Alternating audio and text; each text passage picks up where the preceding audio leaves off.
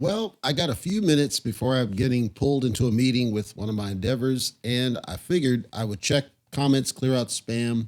We are a podcast for the people. At cryptotalkradio.net, we believe in being a podcast for the people, and we got another request from one of our listeners on the YouTube side. User Damian Ward 9107 says, quote, "Hi Leicester, can you take a look at Zen Crypto, please?" And Damian Ward, thank you for the question. And we did take a look at Zen Crypto. And I want to preface, because I don't have much time, but I want to preface real quick. This coverage, this swag I'm going to do, it's called a swag when I take a high level look. It's not a deep dive, it's a high level look and just give my thoughts. And the bottom line I want to preface, because there have been some people in the past, not you, but in the past, who have misinterpreted when I say what I say. So, number one, when I do a swag coverage, it is what I see. It's going off what I see. I don't go to Telescam, bottom line, but it's off what I see, which means whatever crypto project, if they want to impress me, they do need to have a front-facing website that's up to date, correct, accurate, clean, clear, and functional. They need to have a white paper. It needs to be a PDF that I can download and hold them accountable. They need to be clear in their messaging of what it is, what problem do they solve, what are they trying to do. If they fail any of those, I'm not going to recommend it. You are free, not you, Damien, but anybody, you are free to ignore what Leicester is telling you. I'm giving you what I see. There are going to be people who are in the Telescam or whoever that just are diehard believers, and you are free to continue being diehard believers. What you shouldn't do is come in automatically assuming I'm going to get it wrong, nor should you assume I'm going to get it right. You should take the information that I'm sharing to you and make your own determination about whether or not something is legit or not. That said, Zen Crypto, first, I usually try to give the website the first problem is that there appears to be an inconsistency in the website behaviors, which is already red flag number one. Not because it's a major problem, but because it shows a lack of attention to detail, because you really should have, quote, one throat to choke, one place to go for people to understand what it is that you are doing. So because of this, I know both sites belong to this same token because I see the copyright, quote unquote. I see the videos from Jack Levin. I see all the stuff in both sites. So I know it's for the same service. What I don't know is why there's two sites. So site number one is zencrypto.io. That's with an X, XEN, crypto.io, if you want to take a look at that one. The other site, for whatever reason, is zen.network, XEN.network, if you want to check out that site. Once again, I don't know why there's multiple sites. My theory, and it's only a theory, is that the way that they built it by design, they have the public-facing website, and I saw a video where he talked about this, Jack, where he talked about the fact that the public site, and I paraphrase what he said, but he said it's tedious to keep it up to date. Well, I consider that a flag because people keep websites up to date all the time outside of the crypto bubble. Seems like it's only crypto that doesn't seem to prioritize doing this, even though people outside the bubble are going to be going to your site to try to find information. When you go to zen.network, it doesn't give you any information about the project at all. There are these buttons along the bottom, and that's fine, but it doesn't give you any of the information you need to us what the project, what's it about. It links you straight into the different supported networks that they bridged on. That's fine. But again, the site should tell you the who, the what, where, when, how, and why, my rubric for a project, so that somebody outside the crypto bubble that doesn't know anything about this garbage can understand why they should even care about you. Now, the other site, which is zencrypto.io, does do a pretty good job of explaining this. So my question is why we have two sites. Why can't we unify it? And it should be as simple as a button off the main site, which I see as the main site, and I'll talk about that in a second, that takes you to the other zen.network. Instead, it takes you to a different utility. I'll get to that in a second. So on zencrypto.io, because it's the only one that's got information, quote, Zen is a breeze of fresh air in the crypto space. The coin value put on your time preference and on the number of like-minded people. You can get the token for free just for being you.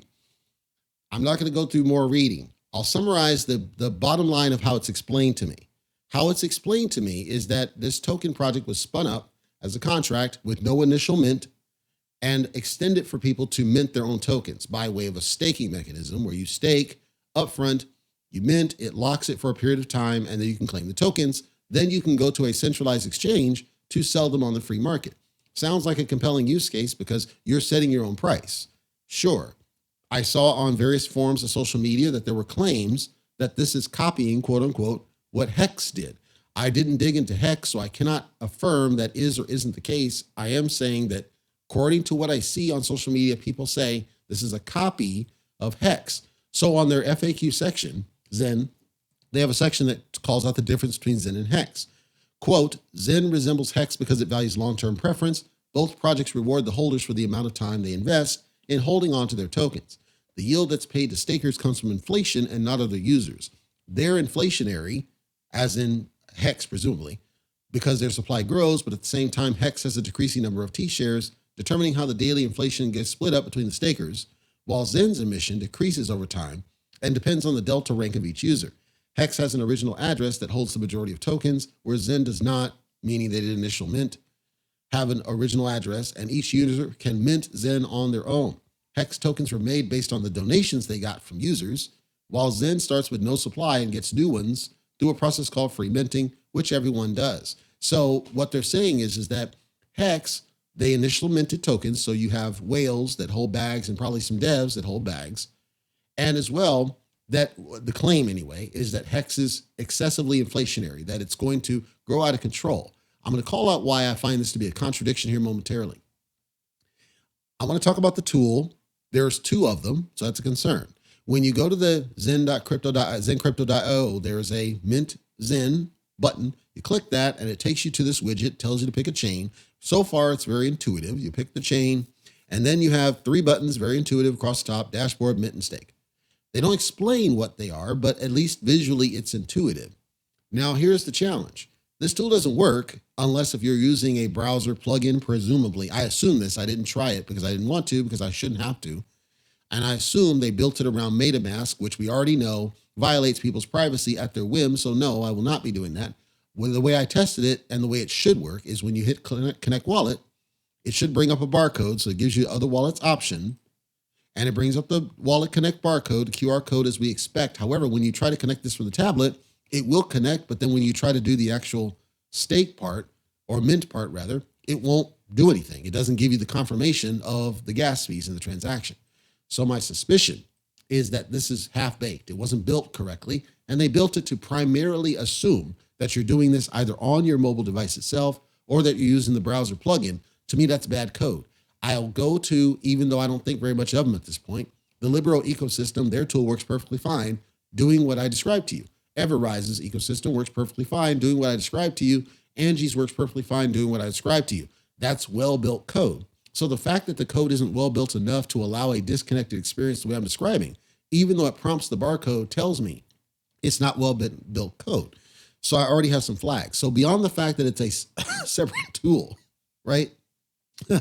There's a separate tool, and then it doesn't work when you get there. But then I go to this, the XEN Crypto, XEN.network site, and there's a button that says Mint.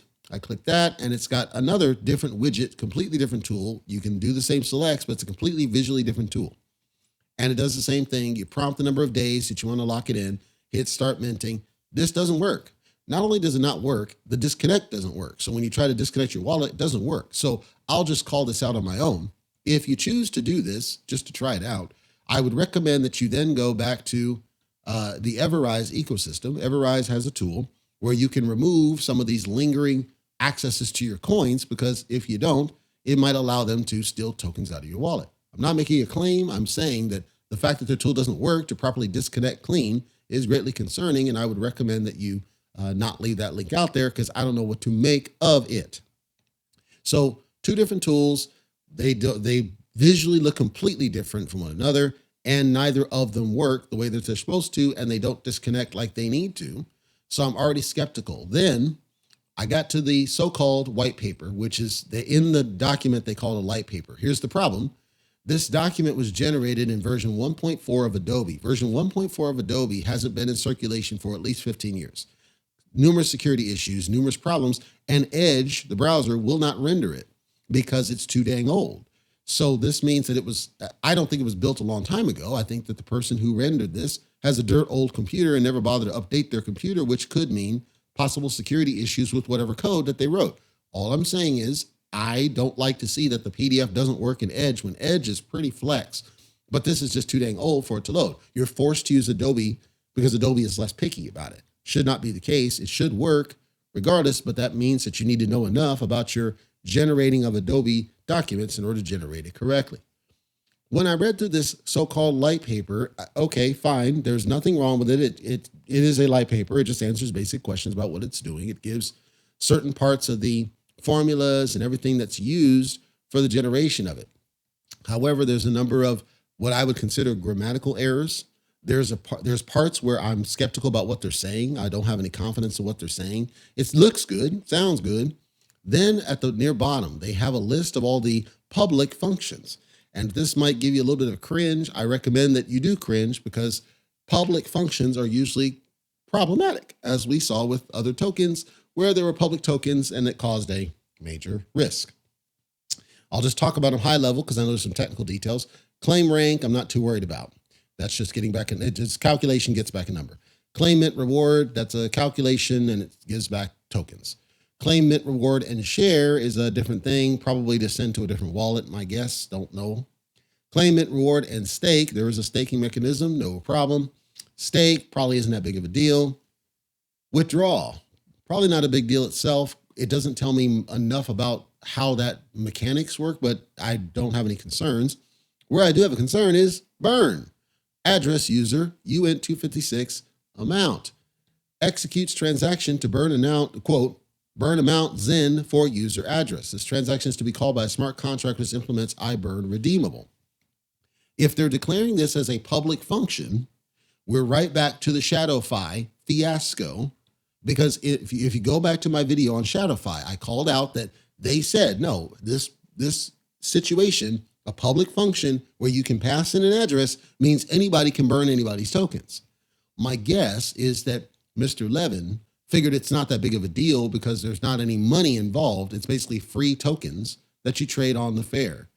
Okay, but then the problem is that you're possibly affecting other people's value as they try to go to centralized exchange if somebody were to, let's say, burn supply that's not theirs, right? So I don't like to see that it's a public function to allow a burn. It should be scoped, and perhaps it is. I'm not going to go too deep into the code. I'm going off what they describe in their light paper as a public function for burning tokens, which is a great concern. The other functions are not that big of a deal. They're just to retrieve data. That's not harmful. The only one that's of concern is the burn in the light paper.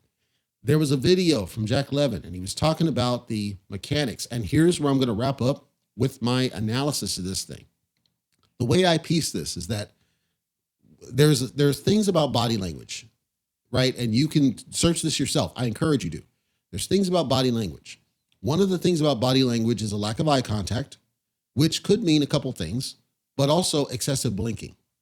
If you watch this video, he is excessively blinking, like to a degree I've never seen. At no point does he ever look at the camera. And this is a 2-minute video. He never looks at the camera. He never acknowledges the crowd. He never acknowledges anybody. Now it's possible that he's looking down at a laptop, but I can clearly see that there's a podcast mic nearby. So I'm making the assumption, and with the quality of the video, I'm making the assumption he's using a mirrorless DSLR camera because of the way that it visually looks. You wouldn't be able to get this effect hardly on any, regular laptop camera. So I know it's a high-end type device. I can tell it's a high-end microphone and the quality of the audio. His headphones are decent end. They're not the greatest, but decent end.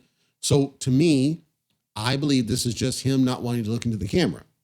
That's concern number one, only because in addition to this, he's excessively blinking. If you look at all the tools that tell you about body language, they'll tell you if somebody is excessively blinking, it usually means that they're fabricating something. They're not telling the full truth. They're making up some sort of a narrative or story.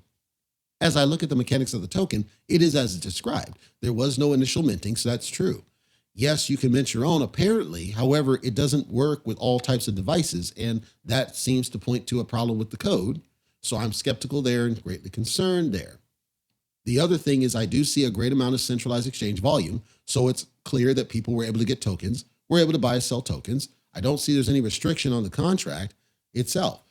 Now, because of the way this mechanism works, though, I wouldn't be surprised if, him, let's say some of his buddies, right? Some of his buddies were in there exploiting, getting a bunch of tokens on them with a whole crap ton of wallets. and then dumping off the project. It wouldn't surprise me. I can't say that it was or wasn't. I'm saying that it wouldn't surprise me if it was. The fact that it's on every network, that's all great. It's got close to 40,000 holders, doesn't surprise me. But he also said in the video that basically the supply has no cap. So it'll just keep growing. And then what they tried to do was build in a mechanism similar to the way Bitcoin works that makes minting it harder over time. I'm skeptical because we can't test that, number one. So I'm greatly skeptical of whether that's actually going to work or not. I'm not saying it won't. I'm saying I'm skeptical because there's no way to prove it. There's no way to really know for a fact. I then, because I saw these signs, right, of the excessive blinking, he's not looking at the camera, this business of, anybody can mint to do, and then the thought that he might have buddies doing a thing, I decided to go in and actually look deeper into the contract. So this is on Etherscan specifically. They're on all the other ones, but it doesn't matter. Turns out this is actually a proxy contract. It may have to be because of the nature of what they're doing, but usually when it's a proxy contract, that is a greatly concerning thing. I looked inside the different proxy files and everything else. I didn't see anything overtly concerning. However, the length of the contract and how deep it is concerning. I don't see an audit in place. That's concerning. I don't see any private addresses like somebody's direct address or anything. So I don't see anything of that nature. And the fact that they got listed on centralized exchange tells me that it must have passed some smell test somewhere. So I'm not calling out the contract as a concern. I'm saying that I believe that there's something he's not telling. There's something he's not saying about the way this is built and the way it works and what's going on. Because at no point does he ever, that I can see, ever make any eye contact with anybody. And he's excessively blinking like crazy. You might think it's a small thing, and I encourage you to go and look at that, body language thing, and you'll see what I'm talking about to be the truth. Now, whether that's the case or not, I can't say because I'm not in front of him.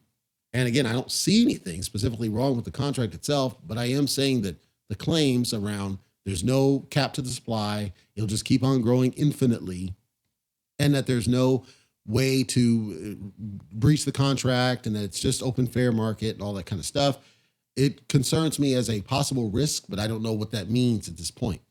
He did another thing where he was covering Richard Hart. Richard Hart apparently was criticizing excessive use of the blockchain, Ethereum and the gas fees. And I don't know what the context. It was taken out, it was snipped. But he doesn't seem to be concerned about it, does Jack? So it is what it is. I guess if somebody wants to get in, you don't have any financial risk in terms of money you have to put in other than the gas fees to do the work. However, just know that from what I can tell, the code isn't really built that well because it doesn't let you connect the way you should be able to connect from a disconnected fashion. So that's risk number one. Risk number two is this burn being a public function. That would be a risk. Now, I don't know, again, because there's no financial input that you have to give to it. I don't know what that means. I don't know if it's a true problem or not. I truly can't say. I'm just saying that from my eyes, what I see of him, there's something that he's not fully disclosing. And there's concerns with the site discrepancies. There's concerns with the light paper. There's concerns with the base mechanics of how it's sustainable from a risk, right? So how do we get it to where people can't burn other people's tokens, right? These are these lingering things. Like there's a lot of smoke around it, but I don't know what it means because it's so diverse in how they built it. And then the fact it's a proxy contract, I don't know why, but I suspect it's simply the nature of how it had to be to make it work. It's up to you if you choose to go in there. It's up to you if you wanted to do this. I'm not telling you to do or not to do. I'm saying that from my eyes, what they said is the case, seems to be the case, but I can't vet it out because the code is poorly built to the degree that I am not able to connect it the way I should be able to, which is the safer way to do it. And it seems like it relies on unsafe measures of connection in order to even work. And then beyond there, because it's based on fair market, I don't know how that influences price because it has apparently an unlimited supply. I don't know if it'll ever get anywhere, really. And the claims about increasing difficulty, I'm not sure how they're able to sustain that or prove it out, frankly. So I don't know what to think about it. It's there. And again, there's no financial risk of getting in because you don't buy it. So there's that. Do I think it, has a Howey test concern? I don't know because it depends on the value, right?